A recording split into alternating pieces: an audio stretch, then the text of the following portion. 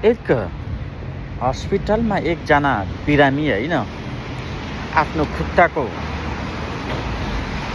होइन सर्जरीको लागि बुझ्नको निम्ति जान्छन् र उनले होइन त्यहाँ गएर सोधपुछ होइन कक्षमा सोध्छन्। त्यसपछि होइन सबै कुरा गरिसकेपछि उनको भेट एकजना स्पेसलिस्टसँग हुन जान्छ होइन।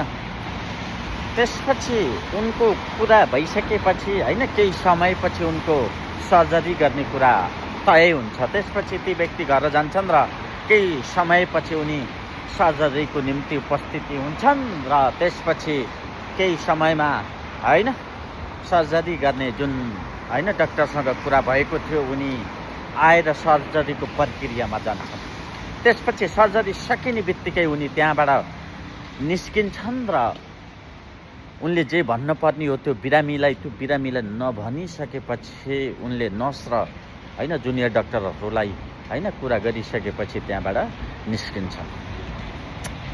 त्यसपछि होइन केही समयपछि ती सर्जरी गरिएको व्यक्तिको होस आउँछ र उनले भन्छन् कि डाक्टर कता हुनुहुन्छ।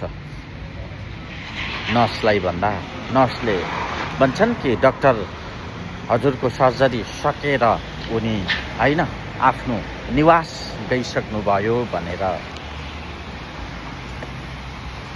भन्छन्। त्यसपछि ती सर्जरी भएका मानिसले भन्छन् कि जब सर्जरी गरिसकेपछि होइन मैले के गर्नुपर्छ के गर्नु पर्दैन यसको विषयमा मलाई नै भन्नु थियो नि त, यति किन ठुलो भएको होलान् होइन, मसँग एक शब्द पनि नबोली किन उनी गएका होलान् भनेर उनले नर्ससँग गुनासो गरे र उनले त्यसपछि नर्सले भने कि उनको हिजो मात्रै श्रीमतीको मृत्यु भएको थियो र पनि उनले त्यसको पर्वाह नगरिकन आज होइन सर्जरीको लागि हजुरको सर्जरी छ भनेर उनी आउनुभयो र सर्जरी सक्ने बित्तिकै उहाँ होइन आफ्नो निवास प्रस्थान गर्नुभयो भनेर सुन्ने बित्तिकै ती सर्जरी गरिएका व्यक्ति भावुक बने होइन।